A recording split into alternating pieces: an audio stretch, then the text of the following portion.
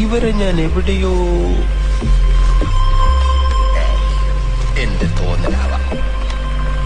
എന്നാലും അതല്ലല്ലോ, എവിടെയോ വെച്ച് കണ്ട പരിചയമുണ്ട്.